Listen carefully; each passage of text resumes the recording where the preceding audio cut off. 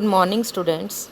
Today we will discuss about our new chapter on rural development. First of all, I want to tell you the meaning of rural development. Students, rural development means an action plan for the social and economic upliftment of the rural areas. इसका मतलब ये हुआ कि एक ऐसा action plan जो कि rural areas में जो अमर्जिंग चैलेंजेस हैं उनके ऊपर फोकस करे। अब क्वेश्चन ये राइज़ करता है कि रूरल एरियाज़ में कौन कौन से अमर्जिंग चैलेंजेस हैं जिनको फेस करना पड़ता है। These emerging challenges are like development of infrastructure, human capital formation, development of productive resources, problem of credit, poverty alleviation, land reforms, organic farming. तो ये सारे अमर्जिंग चैलेंजेस हैं, इंक्लूडिंग रूरल मार्केटिंग ऑल्सो। तो ये emerging challenges हैं, ऐसा एक action plan बनाना है जो कि रूरल एरियाज़ में जो अमर्जिंग चैलेंजेस हैं उनके ऊपर फोकस करे। So this is the basic meaning of rural development. It means an action plan for the social and economic growth of rural areas. अब क्वेश्चन ये है कि जो अमर्जिंग चैलेंजेस हैं, कौन कौन से की इश्यूज़ हैं उस एक्शन प्लान के रूरल डेवलपमेंट के लिए, जैसा मैंने अभी आपको पहले बताया. First one is development of infrastructure. This is the primary issue at the macro level of Indian rural economy. तो इसमें क्या क्या इंक्लूड होता है? डेवलपमेंट ऑफ इंफ्रास्ट्रक्चर में provision of credit facilities in the rural areas. Second आ जाता है development of rural markets and their integration with the urban markets. Rural markets को डेवलप करना है और उसे अर्बन मार्केट के साथ जोड़ना है. थर्ड इसमें आ जाएगा development of the means of transport and communication. Transport में particularly road transport and rail transport in the rural areas. Fourth, availability of power. Power is basic necessity for farming and non-farming activities. Then fifth one is permanent means of irrigation. ये बहुत important है. हमारे rural areas में जो primary occupation है that is farming, and farming depends upon the availability of water. तो permanent means of irrigation is very very important.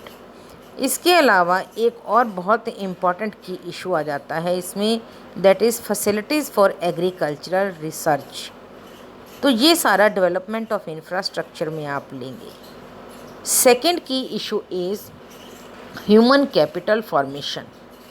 Human capital formation means the development of और the formation of skill, education, specialisation among the population, particularly the population living in rural areas. So action plan for rural development must focus on issues like literacy, education, healthcare, on the job training, migration, etc. Because all these things increases or brings human capital formation in the rural areas. Third key issue is development of productive resources. ये बहुत important है. Productive resources अगर develop होंगे, this will enhance the opportunities of employment, particularly in areas other than farming. तो productive resources की development से employment opportunities increase होंगी और वो employment opportunities non farming areas में इंक्रीज़ होंगी. Fourth one is poverty alleviation. Action plan for rural development includes high priority of poverty alleviation. Besides overall development of each locality in the rural areas, special scheme should be launched for the eradication of poverty in rural areas. Our government has started various poverty alleviation programs which are employment generating in the rural areas as well as in the urban areas, like National Rural Employment Program, National then Integrated Rural Development Program food for work program. There are various programs which have been started by the government to eradicate poverty in the rural areas. Some of these programs are self-employment programs and some are wage granting programs. Next key issue is land reforms. This include agrarian relations for production relations और production relations between honours and tiller of the soil. तो agrarian relations जो हैं tiller और honour के बीच में conducive होने चाहिए for the growth of farming.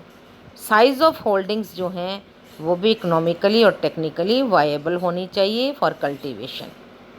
Fragmentation और स्कैटर्ड होल्डिंग्स की प्रॉब्लम, स्कैटर्ड लैंड होल्डिंग्स की एक मेजर प्रॉब्लम हमारे एग्रीकल्चर सेक्टर को फेस करनी पड़ रही है। So there should be consolidation of land holdings.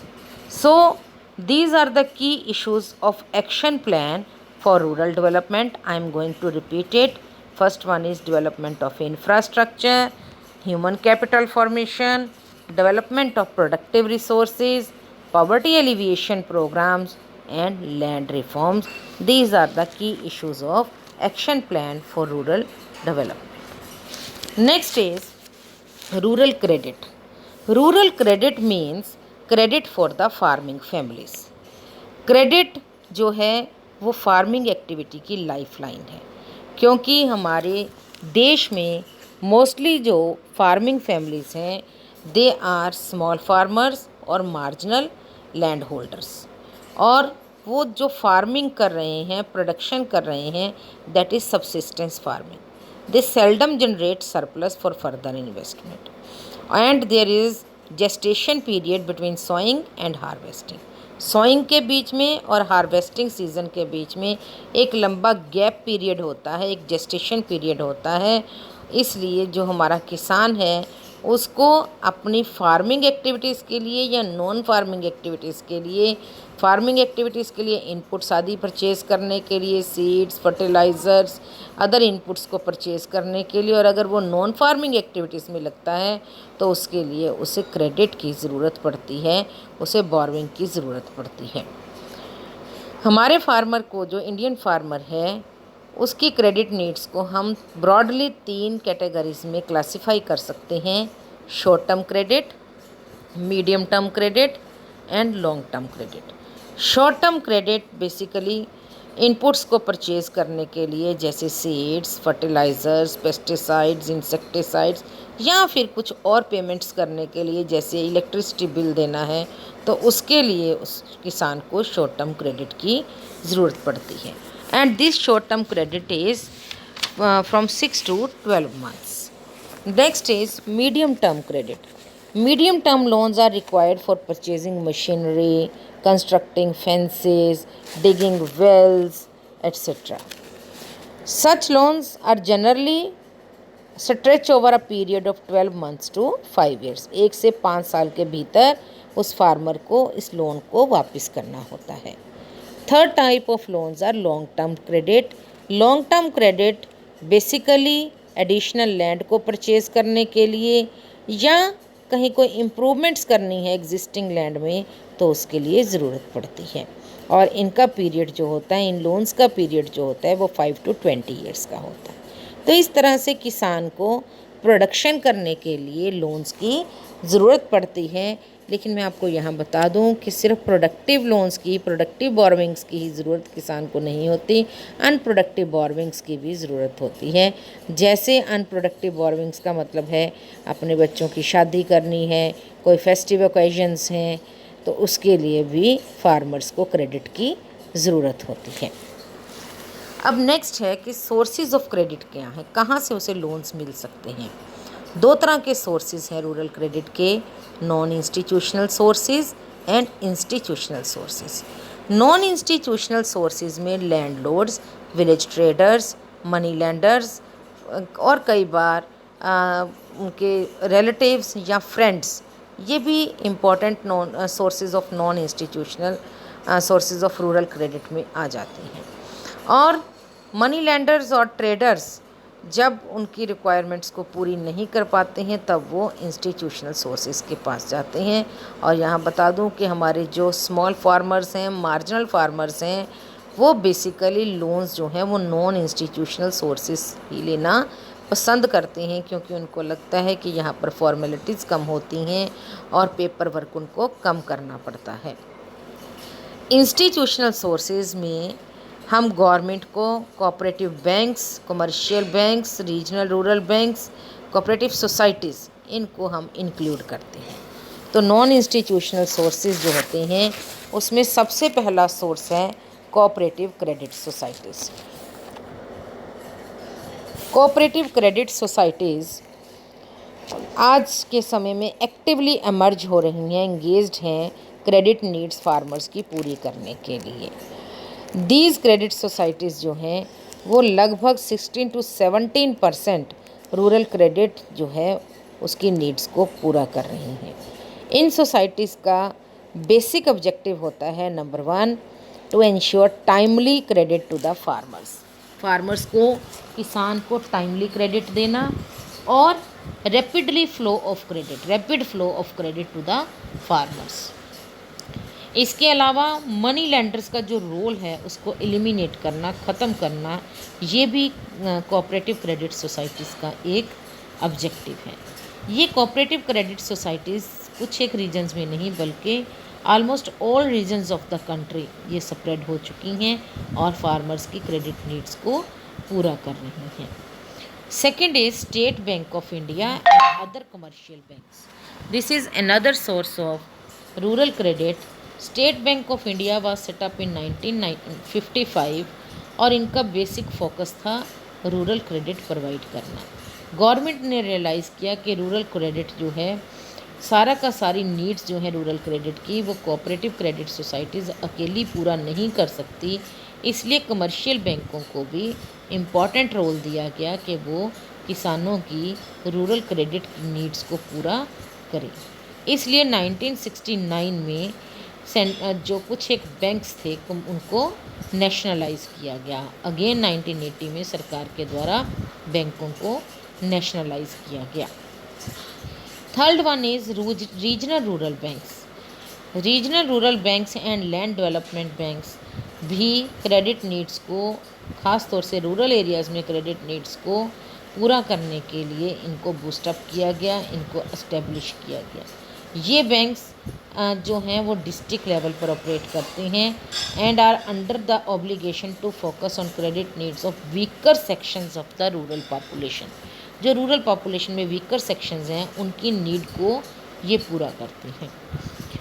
Next, the most important institution which is an apex bank of rural credit is NABARD, that is National Bank for Agricultural and Rural Development.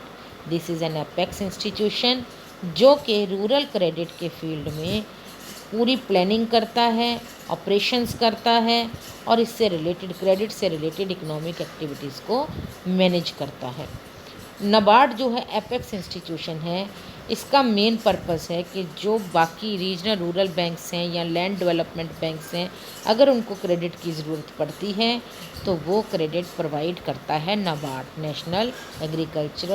National bank for agricultural and rural development. जितने भी regional rural banks हैं या land development banks हैं, cooperative credit societies हैं, they are under the control of NABARD। NABARD उनकी activities को देखता है और उनको अप्रोप्रिएट मेजर्स बताता है ताकि वो रूरल क्रेडिट को इम्प्रूव कर सकें और टाइमली डिलीवरी क्रेडिट की रूरल एरियाज़ को, फार्मर्स को प्रोवाइड कर सकें। तो इस तरीके से ये जो हैं इंस्टीट्यूशनल सोर्सेज हैं रूरल क्रेडिट की। इसके अलावा आज के समय में एक बहुत ही एमर्जिंग जो सोर्स रूरल क्रेडिट का आ रहा है, एमर्जिंग फिनोमिना आज रूरल क्रेडिट के कंटेक्स्ट में आ रहा है, that is self help groups, और इन्हें माइक्रो क्रेडिट प्रोग्राम्स भी कहा जाता है। सेल्फ हेल्प ग्रुप्स जो है ये एमर्जिंग फिनोमिना है in the context of rural credit.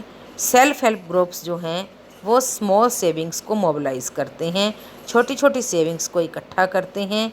ये सेविंग्स उनके द्वारा ऑफ़र की जाती हैं जो सेल्फ हेल्प ग्रुप के मेंबर्स होते हैं और ये जो सेविंग्स हैं, इन सेविंग्स को इकट्ठा करके क्रेडिट के रूप में आगे किसानों को, जो सबसे नीडी किसान होते हैं, जो कि उन सेल्फ हेल्प ग्रुप के मेंबर भी होते हैं, उनको क्रेडिट दिया जाता है इन सेविंग्स में से at a very moderate rate of interest.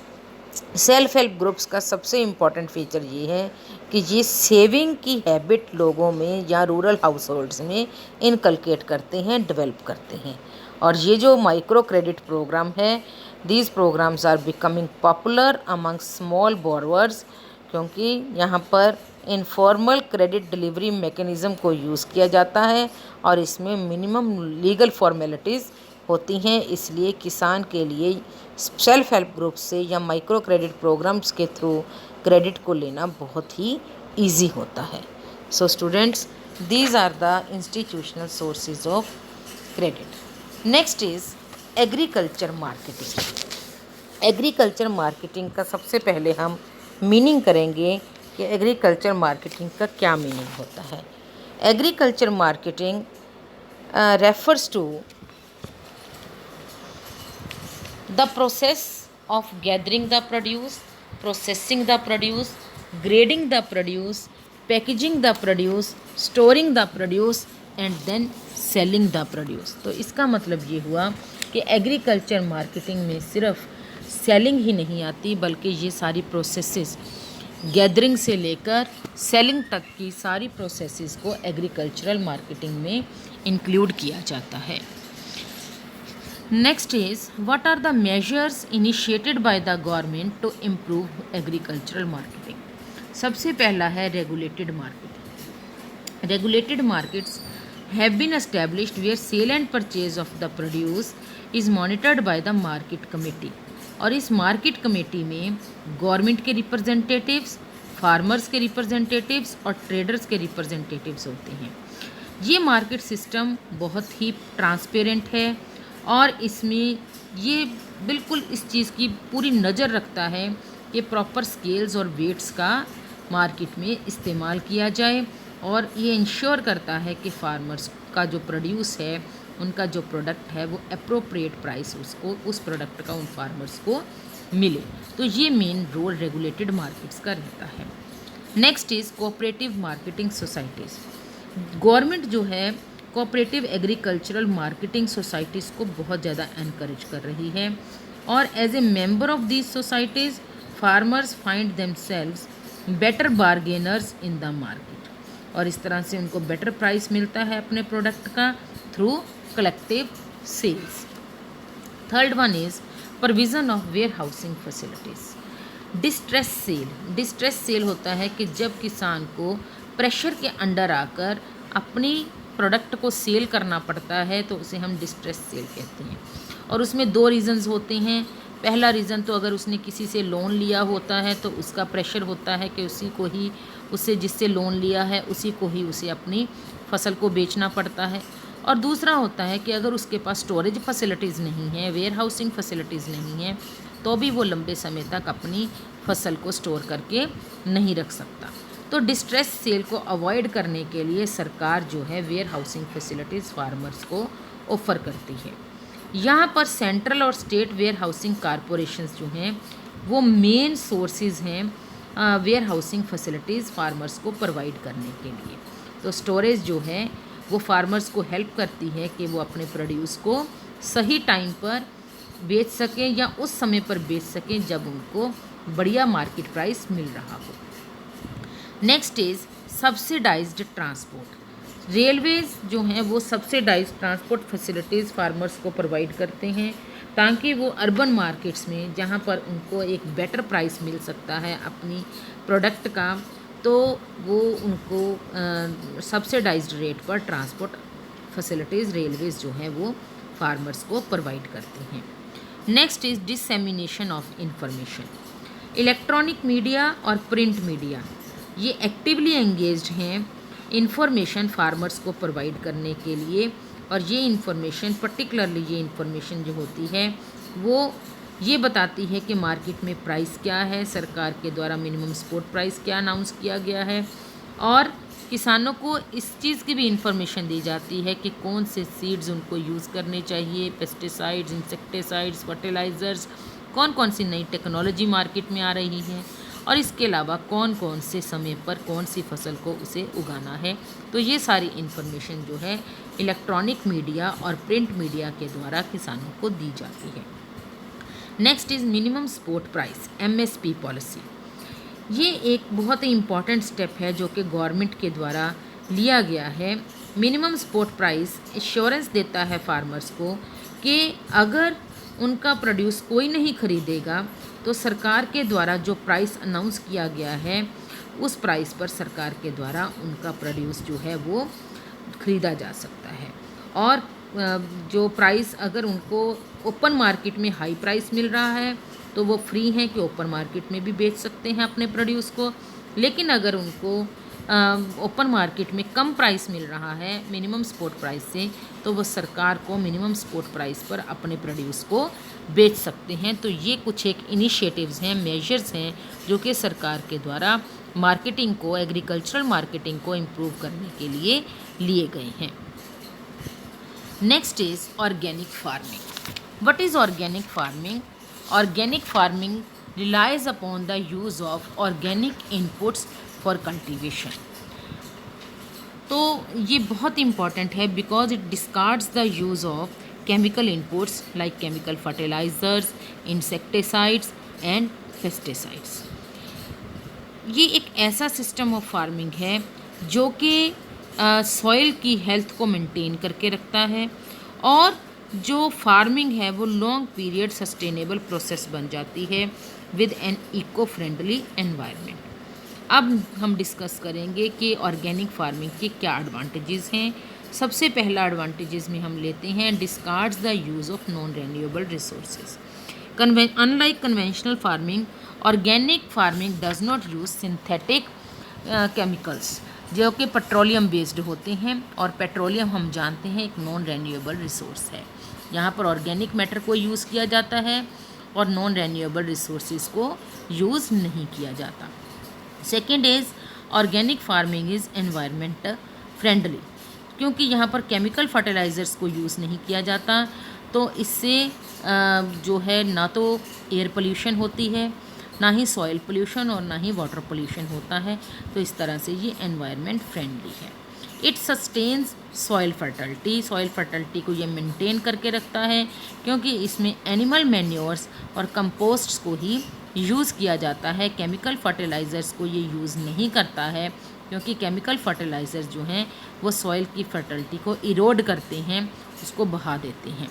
इसलिए ऑर्गेनिक फार्मिंग सस्टेनेबल डेवलपमेंट के लिए भी कंड्यूसिव है, जबकि कन्वेंशनल फार्मिंग सस्टेनेबल डेवलपमेंट के लिए कंड्यूसिव नहीं है।